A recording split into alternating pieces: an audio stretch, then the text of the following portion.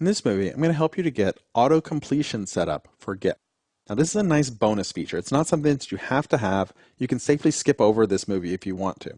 However, I think it's something that you're going to want over time, and it makes sense for us to go ahead and set it up at the start. Now, these instructions are going to be for Mac and Unix only because Windows should already have auto completion included, so you shouldn't have to do anything there. So if you're on Windows, you can go ahead and skip this movie. If you're on Mac and Unix, follow along with me. Now, the first thing we're going to do is download it from GitHub. I'm going to walk you through all these steps one at a time and actually show you how to do it. But I wanted to give you the commands here. The first is we're going to change to our user directory. Then we're going to use the curl tool, which is going to go to the URL at GitHub and download the auto completion script into our home directory. Then we will rename it. Essentially what we're doing is just changing the name to have a dot in front of it so that it becomes a dot file rather than just a regular file. And then the last thing we'll do is we're going to add it to our login configuration. So that's either the .bash profile or that's the bash rc file. Now, if you're not familiar with these two files and you don't know the difference between them, the best thing is to add it to your bash profile. If you know the difference, then add it to the one that's best for you. But otherwise, you just want to add it to bash_profile and have it there. And that'll be the simplest. Now, what are we going to put in that .bash profile? Well, what we want to put is a bit of code. And again, I'm going to actually do this with you, but I wanted you to see it nice and big. We're going to put in if the file .getCompletion.bash exists, then load in the file .getCompletion.bash.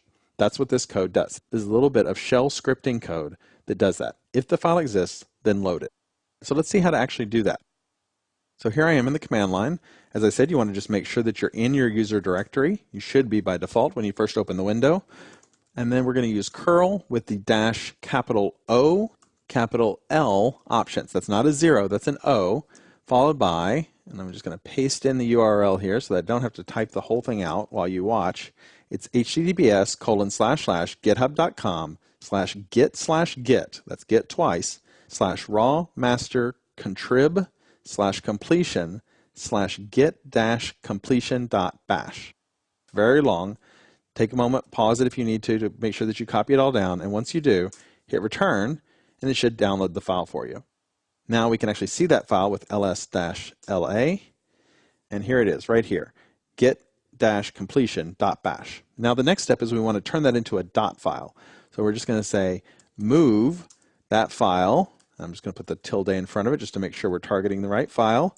And I'm going to hit the tab. After you start typing the file name, hit tab and it'll autocomplete, which is exactly what we're trying to do inside Git. We're trying to add this exact kind of autocomplete feature to Git. And then we can type it again, but this time we have to type it out. We can't autocomplete what we want it to be. So autocompletion.bash. Make sure you spelled it right. And I'm actually going to go ahead just to be sure and put the tilde/ in front of it.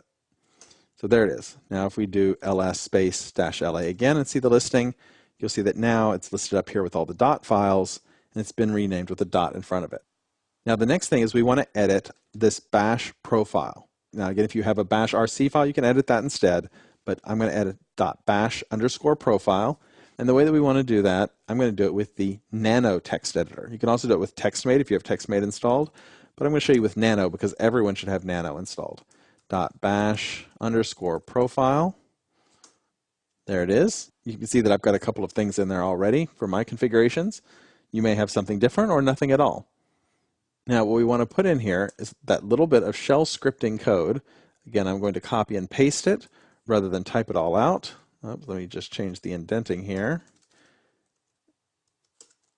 There it goes. So if, and then in square brackets, space, -f, and then in my user directory, look for that git completion file, close the square brackets, semicolon, then, so that says if it can find the file, then load it. That's what this source does. It says read the file in and actually load everything that's in it. Run it as a script. So that's what source does. And then the last line is fi. That's closing this if statement there. That's not a typo. It is fi, and it's what lets us know that we've finished from if down to fi is everything in the script. I know it's kind of an odd way of doing things, but that's how the shell scripting works. And then when we're done, you'll see down here it says exit. And to get this character, it's Control X. So Control X will exit, save it, and type a Y. And it'll say, what do you want to call this file? Just hit return because it already has the old name there. And now and close this window and reopen it, now it will have loaded in that get completion code. Now we'll see that later and we'll work with it later, but if you follow those steps, it is installed now. This is nice because it means we can do things like type get, and then we can start typing a word like H, and we hit tab, it will now complete that word for us. It'll do the same thing for commands and branches and a lot of the different things that we're going to be working with in Get. It will have those ready to autocomplete on the command line for us and help us speed things up. Now in the next movie, we'll talk about what the command get help does for you.